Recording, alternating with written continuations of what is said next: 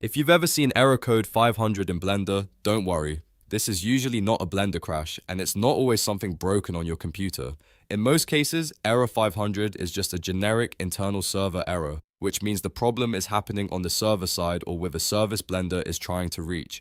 In this video, I'm going to show you the most common reasons this happens and the best fixes you can try step by step. And if this video helps, make sure to hit the like button and subscribe for more Blender tutorials and quick fixes. Let's get into it. First, it's important to understand that Blender itself is offline software, so when you see error 500, it usually appears in one of a few specific situations. The first and most common situation is when you are using the Blender Extensions platform or Blender Market in your web browser. If the page shows error 500, that usually means their server is temporarily down, overloaded, or having a backend issue.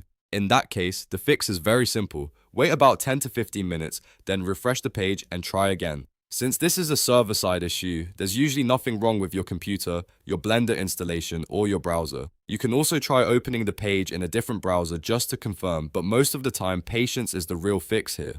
The second common scenario is when an add-on inside Blender tries to communicate with an external server. This can happen with Google Drive sync tools, AI-based add-ons, cloud services, licensing tools, or anything that needs internet access to function. If that connection fails, the add-on may throw an error 500 or a similar internal server response. In this case, start by checking your internet connection. Make sure your network is stable, your browser can load websites normally, and your firewall or antivirus is not blocking the add-on. If the internet connection looks fine, the next step is to update that specific add-on. An outdated add-on may not work properly with the service it depends on, and updating it can often fix the problem immediately. If the add-on still gives you trouble, try disabling it and then re-enabling it or reinstalling it completely if needed.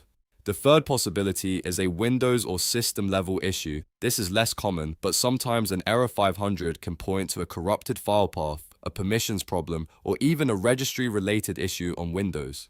If that happens, one of the easiest things you can try is running Blender as administrator. Right-click Blender, choose Run as administrator, and see if the error goes away. If the problem continues, you may need to reinstall Blender completely to replace any damaged files and reset the installation. Before reinstalling, it's a good idea to save your preferences and back up any important add-ons or custom settings so you can restore them afterward. A clean reinstall often fixes strange system-level behavior that looks like an internal server error, but is really caused by something deeper in the application environment. So to quickly recap, if you see error code 500 in Blender while using a web service like Blender Market or extensions, it's usually a server issue and you just need to wait and refresh. If it happens with an add-on, check your internet connection and update the add-on. And if it seems like a system problem on Windows, try running Blender as administrator or reinstalling the app.